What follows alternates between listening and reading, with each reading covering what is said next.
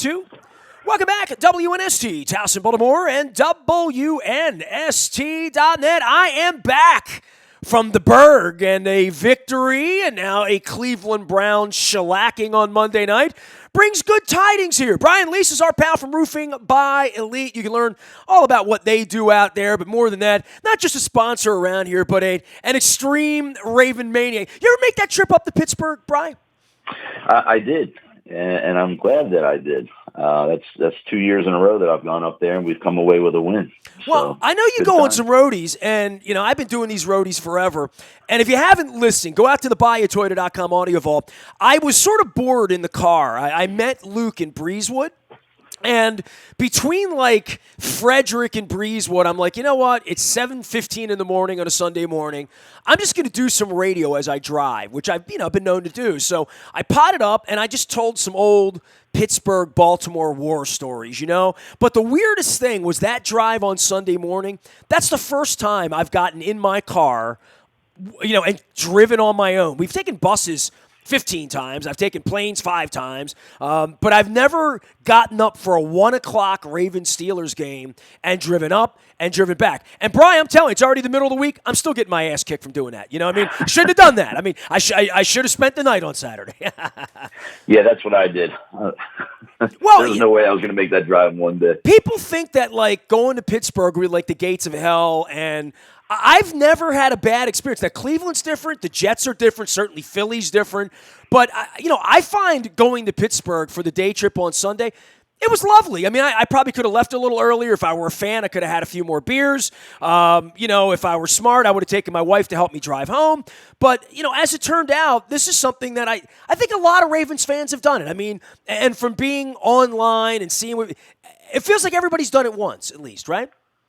Yeah, and you know what? I think a lot of people have a wrong perception of Pittsburgh fans that they're like Philly because they're in Pennsylvania.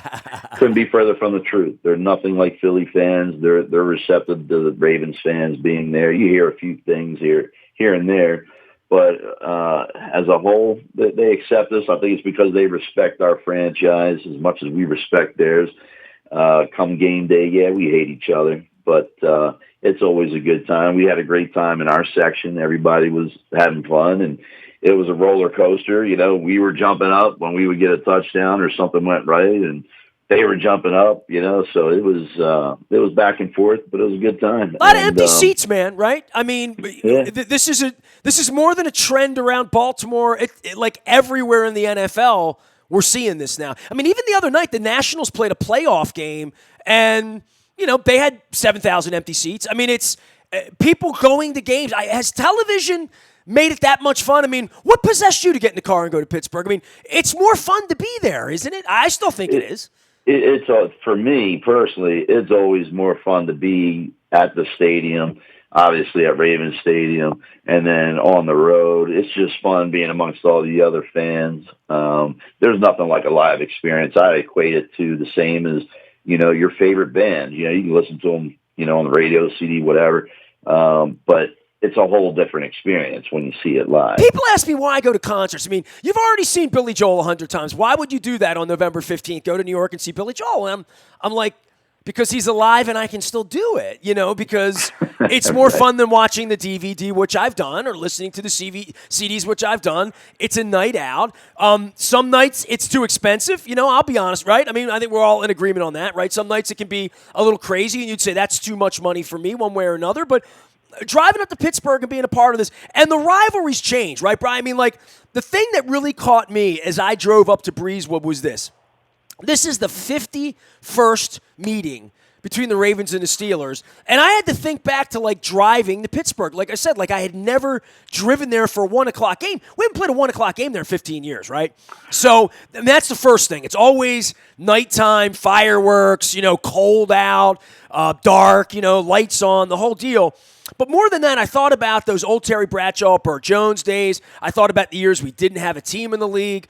And the notion that if we ever got a team back, that we would be in Pittsburgh's division. Like the only rivalry we had with Pittsburgh was sort of losing to them, to the Steelers in the 70s, and losing to the Pirates in 71 and 79. So this freshness of driving to Pittsburgh and it being 4 hours away on a Sunday and being a part of this incredible rivalry for the NFL. I mean, through all of it, the Ray Lewis and Ben Roethlisberger and Jerome Bettis and Hines Ward, all the cool stuff that's going on. Now, 51 times we've done this. I'm grateful for the Pittsburgh rivalry. I mean, Coach Tomlin texts me on Saturday, texts me Sunday after the game. It's a Hatfield-McCoy's. It's like you said, it's a great experience to experience one of those games, I think. It absolutely is. And there was a lot of talk, and I guess locally here in Baltimore, that, the rivalry's lost its luster and things like that. And yeah, I mean, to be honest, the fact that it wasn't in prime time, it does take a little bit away from the experience itself. But I think if you took a poll amongst fans, the rivalry's still there. And if you want to compare it to any other rivalry out there, it's the best. I mean, it's Redskins, Cowboys, that's been dead for so many years. And there were actually, in this game, there were enough hard hits from both sides to kind of ratchet this rivalry back up a little bit. Yeah, man, the Earl Thomas hit on Rudolph. I mean, we talk about you were in the crowd. I was behind the glass. I mean, it was truly a hush in that stadium that kind of went on. And, these pregnant pauses in games and stuff, we talk about the flags, and we've been talking about that all week.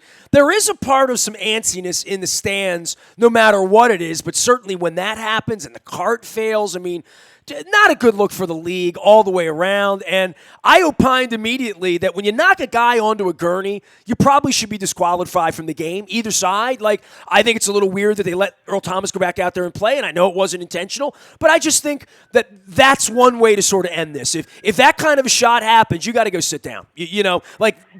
Fair is fair for me if that's my quarterback. And now the Steelers are trying to win with a third-string quarterback. So, from a debate standpoint, we could sit here and debate all parts of the officiating, but I do think gurneys coming out onto the field, that's not a thing anybody wants to be a part of. No, that was pretty brutal, and it was.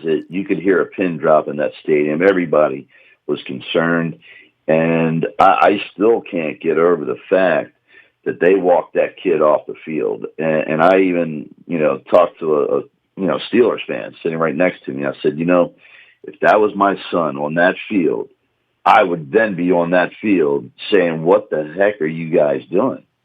Well, the cart failed, right? I mean, yeah, well, unacceptable. You figure it out. Yeah. I mean, bring an ambulance in.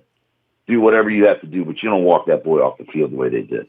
Brian Lease is here. That's on the Steelers. Yeah, well, and that's on the league, and that's all the way around. He is with Roofing by Elite. Tell me what you do, because you're getting up on roofs all day, and Lord knows I saw the leaves changing, finally, as I got up around Somerset. I had to get way up the mountain before I got through the hill, but you made the drive. The leaves were beautiful up there, but they're coming down onto your roof right now, right? And I would think this time of the year, the key message, you can't leave them up there, right? No, this is prime time season to obviously get your gutters scheduled for cleaning, and you want to let the pros do that, and that's what we do. And in addition to gutter cleaning, what my technicians will do while they're up on the roof, they'll do a visual inspection, free of charge. That's not anything extra, but it's what we do. To make sure that everything's, maintained properly. And if it isn't, we'll bring it right to the customer's attention and hopefully get it addressed for them. When you get up on a roof these days, taking pictures and stuff, I mean, somebody comes off my roof and I'm not getting on it. You're like, hey, you got this, you got that, you got to, whatever the issue is on a roof.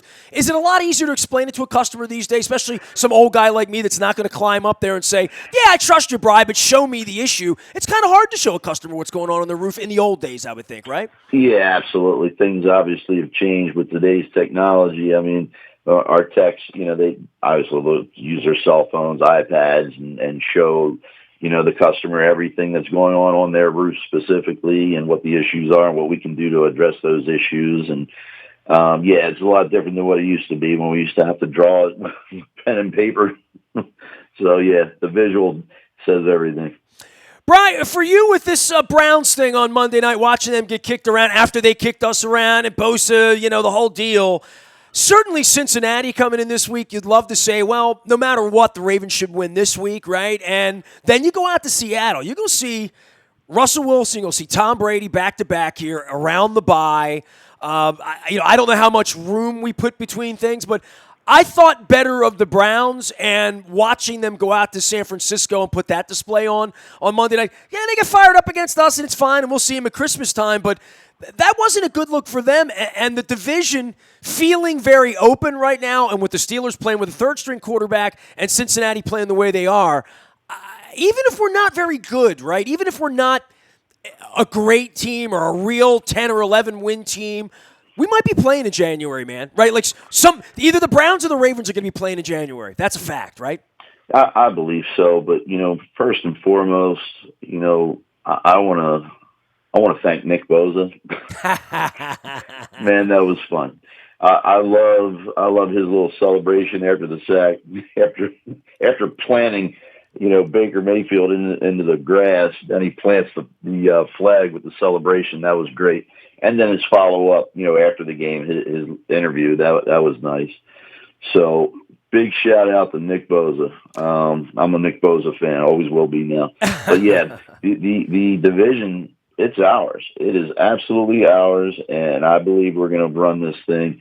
We'll lose a couple here and there, but I think it's our division to lose. Couple tough weeks coming up here. Brian Lease is here from Roofing by Elite. You can find them out on the web at Roofing by Elite. And on the roofing side of things here, just a real quick winterization thing for people. Like, what's the one thing people need to know? Because the weather has changed again this week, right? Like, we're a couple weeks out on sweaters and whatnot, and ice and all that sort of thing. What is just ground zero advice for anybody on winterization? Well, yeah, so it goes right back to, gutter cleaning. Get those gutters cleaned out before you get a bunch of snow and ice into your, sitting in your gutters, and then they start, what's known as, it's a term called ice damming. If your gutters are clogged and you have snow sitting there and there's no place for the water to go, believe it or not, the water actually melts underneath of the snow and ice, but then starts to literally travel uphill and into your roof. You can get one or two things that'll happen. One, you'll see visual evidence immediately, or you may not even see visual evidence of this happening, and then you start getting rotted plywood, rotted fascia boards, then your gutters are coming down. It's a mess. So get the gutters clean, make sure everything's maintained, everything's sealed up. That's the main thing to do right now is before we get the snow. All right, you make sure you rest up. We got to take Cincinnati seriously this week as Andy Dalton's coming in. 301-937-4846, Roofing by Elite, Maryland's most trusted roofer. He'll get on the residential roof you have, as well as commercial roofs. Find them out at Roofing by Elite. Brian, we'll see you soon, bud. All right, thanks, Nestor. Keep the faith. Get some rest from driving back from down in Pittsburgh. I'm resting up this week. I turn 51 next week. We're going to have a birthday celebration with Bradley Bozeman at Greenmount Station on Tuesday night. Hope to see you out there on the 15th. And I'll be at the ballpark on the 13th. Hopefully it's a lucky 13th and a quiet 14th. My Facebook thread will be a mess. And then we'll get after it again next week for Seattle. Nasty at WNST.net finds me. Lots of great stuff in Baltimore Positive, including John Sarbanes, Ben Card, the incredible Baltimore homecoming coming up next week here in Baltimore. I'm looking forward to seeing Brooks Robinson and John Sherholz chat as well. I am Nestor. We are WNST.net, AM 1570, and WNST, Towson, Baltimore. And we never stop talking Baltimore sports.